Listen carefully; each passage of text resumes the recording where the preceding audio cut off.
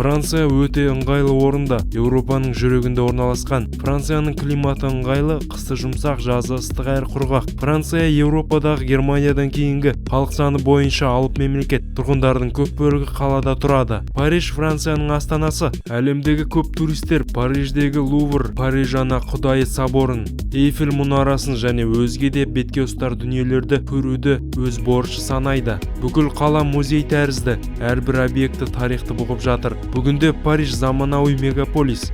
Өзіне ондаған зәулім ғимараттар мен бизнес орталықтарын қамтыған Ла де Франс орталығы осы қалада. Марсель көшелері тарлау ескі қала, ең үлкен француз порты деп саналады. Оны Францияның криминалды астанасы деп атайды. Бүгінде Марсель хип-хоп музыкасымен танымал, ал араб тілін француз тілімен қатар осы жерден жиі естуге болады. Осылайша Марсель адам танымастай өзгерген. Айтпақшы, Такси фильмі осы қалада түсірілген. Нотр-Дем-де-Пари соборы туристердің осы қаладағы сүйікті орны. Лион банк саласының ірі орталығы саналады. Бұл жерде Интерполдың, Еуроплюстың халықаралық штаб-пәтері және обыр ауруын зерттейтін халықаралық агенттік орналасқан. Лион Франциядағы екінші студенттік қала. Ницца заманауи курортты қала, француз ривьерасының орталығы. Өте қолайлы, періштелер шығанағында орын тепкен. Ницца Парижден кейінгі танымал қала. Францияның жалпы ішкі өнімі 2,7 триллион долларды құрайды. Бұл көрсеткіш бойынша ол әлемде 6-шы, ал Еуропада 3-ші орында. Оның алдында Германия мен Ұлыбритания. Франция өндірістік алыптардың қатарына кіреді. Авиа құрастыру, ғарыш саласы, кеме құрастыру, химиялық өндіріс, фармацевтика және автомобиль құрастыру жақсы дамыған. Ең атақты автомобильдік брендтерге Citroën, Peugeot, Renault, Bugatti және басқалар жатады. Францияда ауыл шаруашылық үлкен рөл ойнайды. Шарап өндіруден Франция әлемде Италиядан кейінгі екінші орында. Ең танымал француз компанияларының қатарына Total, L'Oréal, Danone, Carrefour, Michelin және Ашен кіреді. Франция жайлы әңгіме қозғап, Франция парфюмериясы мен косметологиясы, француз модасы мен француз фильмдерін айтпай кету мүмкін емес. Францияны Франция етіп тұрған осы нәрселер. Бұлар жоғары сапаның көрсеткіші. Елдегі орта жалақы айына 2100 евро. Франция әлемдік туризмнің көшбасшысы. 2015 жылы оған 85 миллионға жуық турист барып қайтқан.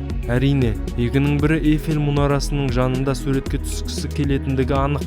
Францияның Парижден басталатыны рас, алайда онымен бітпейді. Жерорта теңізінің жағалауы маңында сәнді фешенебелді жағажайлы курортты аудан орналасқан. Оны көкшіл жаға немесе француз ривьерасы деп атайды. Бұл жерде Ницца, Кан, Антиб және Жан-Ле-Пен, Сан-Тропе бой көтерген. Канда жыл сайынғы қызыл кілемді кинофестиваль өтеді. Онда әлем кино жұлдыздары жиналады.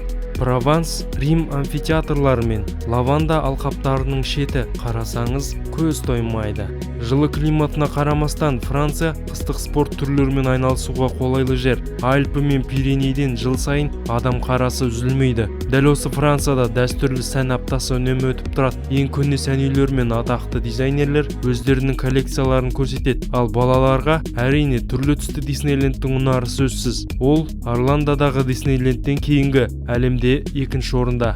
Франциядағы темір жолдар желісі әлемдегі ең дамыған желі. Көптеген қалалар бір-бірімен жоғарғы жылдамдықтағы магистральмен жалғанған. Магистральдің жылдамдығы сағатына 320 км. Ұлыбритания мен Ордада дәл осындай желі бар. Сол себепті Парижден Лондонға небәрі 2 сағатта жетуге болады. Автожолдар желісі де жоғарғы деңгейде. Рұқсат етілген ең үлкен жылдамдық сағатына 130 км. Көптеген көне тар көшелер жақсы сақталған. Сондықтан кішігірім экономды автокөліктер сұранысқа ие.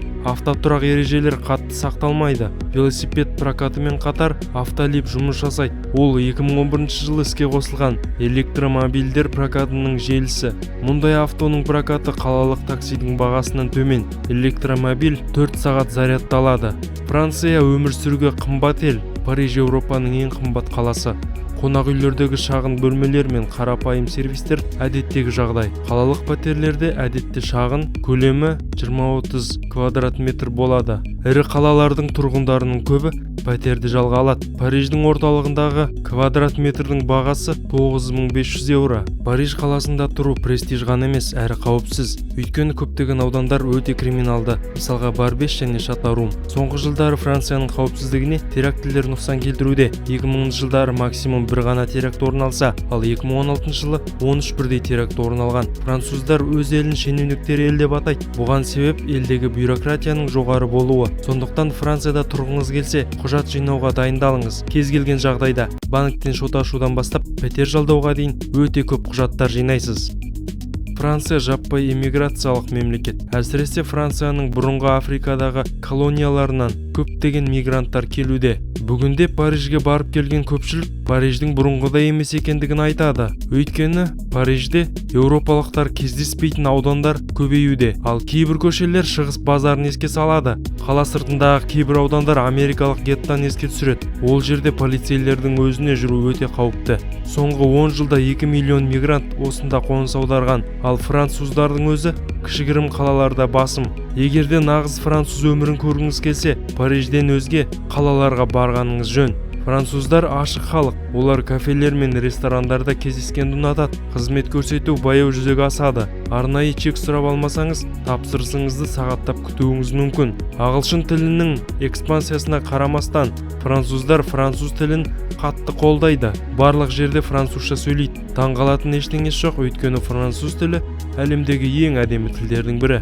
Француздар артық жұмыс істегенді ұнатпайды. Жұмыс уақыты аптасына 35 сағат болса, ал төленетін демалыс 30 күн.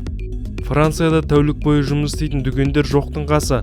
Супермаркеттер 7:30-да жабылады, ал жексенбіде ешкім жұмыс істемейді. Барлығы отбасыларымен демалып, саябақтарда серуендейді. Француздар еркіндікті жақсы көреді, сондықтан болар пикеттер, митингілер, ереуілдер үнемі болып тұрады. Таң атысымен француздардың көбі тоқаш, жаңа піскен багет және круассан сатып алады. Бүкіл әлемде француз асханасы үлкен сұранысқа ие. Пияз сорпасы, бақаның аяғы, рататуй, фуагра, улу ең танымал француз тағамдары. Ресторандардың ең танымал рейтингі қызыл гид Мишлен бастауын Франциядан алады. Ресторандарға 1-ден 4-ке дейін жұлдыздар берілуі тиіс. Францияда жұлдызы бар 600, Италияда 295, Германияда 290, Ұлыбританияда 172 ресторан жұмыс жасайды. Әрбір тағамның тұтынуының жөн-жоралғысына үлкен мән беріледі. Түскі ас 2-3 сағатқа дейін созылуы мүмкін. Шарап француздардың ең сүйікті сусыны. Олар үнемі шарап ішеді. Франция тарихы терең, өркениетті мемлекет. Осы ел жайлы басқа қызықты деректі білсеңіз, пікірге қалдырыңыз. Келесі кездескенше.